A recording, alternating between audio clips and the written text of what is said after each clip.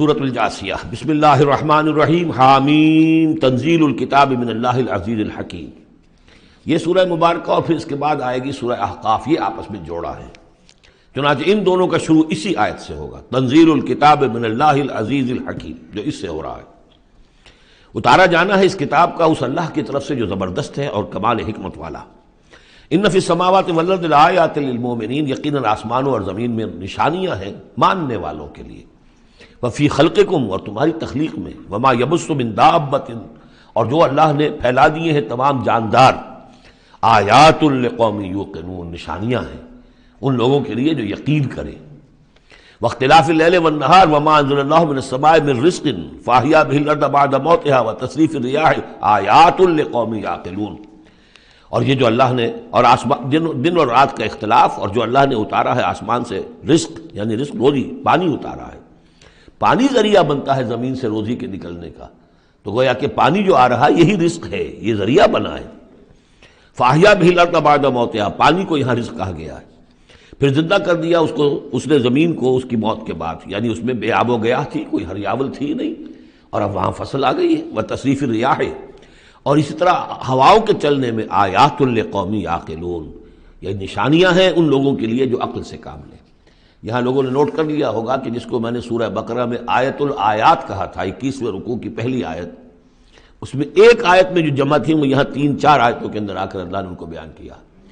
ان فی خلق السماوات والارض واختلاف اللیل والنہار والفلک التی تجری فی البحر بما ينفع الناس وما انزل اللہ من السماء من ماء فاحیا به الارض بعد موتها وبث فيها من كل دابة وتصريف الرياح والسحاب المسخر بين السماء والارض لآیات لقوم یعقلون، بلکہ یہاں ابھی ان میں سے بات آئی بھی نہیں ہے، اسی لیے میں نے اس کو عنوان دیا آیات الآیات۔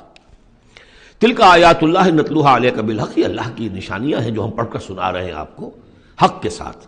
فبأی حدیث بعد اللہ وآیاتہ یؤمنون، تو اب یہ اللہ کی اس بات پر جو اللہ نے اتار دیا قرآن کو اور اس کی آیات کے بعد اب کس چیز پر یہ ایمان لائیں گے؟ اگر اس پر ایمان نہیں لائے تو کوئی بڑے سے بڑا معجزہ دیکھ کر بھی ایمان نہیں لائیں گے، اس لیے کہ ایمان لانے کی شرط تو یہ ہے کہ آدمی خود طالب حق ہو، طالب ہدایت ہو۔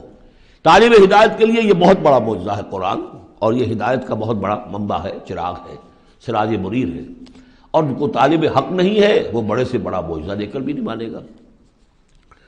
ویل لکل افاک نسیم، تباہی ہے، بربادی ہے ہر اس شخص کے لیے جو جھوٹا ہے، باتیں گھڑنے والا، اسیم، گناہ گار ہے۔ یسمع آیات اللہ تتلی علیہ، وہ سنتا ہے اللہ کی آیات جو اسے پڑھ کر سنائی جاتی ہیں۔ ثم یصر مستکبرا کأن لم یسمعها، پھر وہ اڑا رہتا ہے ضد پر، اصرار صاد سے جب ہوتا ہے تو ضد کرنا۔ ثم یصر مستکبرا، اور تکبر کرتا ہے، اڑا رہتا ہے کأن لم یسمعها، ایسے جیسے انہوں نے سنا ہی نہیں اس کو۔ فبشرہ بعذاب الیم، یہ اکثر و بیشتر جو قریش کے سردار تھے ان کا حال یہی تھا، تو اے نبی ان کو بشارت دے دیجیے بہت بڑے عذاب کی، بہت دردناک عذاب کی۔ وَإِذَا عَلِمَ مِنْ آیَاتِنَا شَيْئًا اتَّخَذَهَا هُزُوًا، اور جب اس کے علم میں ہماری آیات میں سے کوئی بات آ جاتی ہے تو بجائے اس پر غور کرنے کے اس کا مذاق اڑاتا ہے۔ اولئک لہم عذاب مہین، یہ لوگ وہ ہیں کہ جن کے لیے اہانت آمیز عذاب ہوگا۔ من ورائہم جہنم، اور ان کے پیچھے ان کے پرے دوزخ ہے، یعنی منتظر ہے ان کی۔ ولا یغنی عنہم ما کسبوا شیئا، جو کمائی انہوں نے دنیا میں کی ہوگی، مال و دولت جمع کیا ہوگا، وہ انہیں کچھ نہ بچا سکے گا اس دوزخ سے۔ ولا متخذوا من دون اللہ اولیاء، اور نہ ہی وہ جو جن کو انہوں نے اللہ کے سوا اپنا اولیاء بنایا ہوا ہے، سمجھتے ہیں کہ وہ ہماری سفارش کریں گے، یہ ان کے جو بھی معبود تھے، جھوٹے معبود، وہ بھی نہیں بچا سکیں گے۔ ولہم عذاب عظیم، اور ان کے لیے بہت بڑا عذاب ہوگا۔ ھذا ھدی، یہ قرآن ہے ہدایت۔ والذین کفروا بآیات ربہم، اور جو لوگ اپنے رب کی آیات کا کفر کریں گے، لہم عذاب من رجز علیم، ان کے لیے تو ایک بڑے دردناک بلا کا عذاب ہوگا۔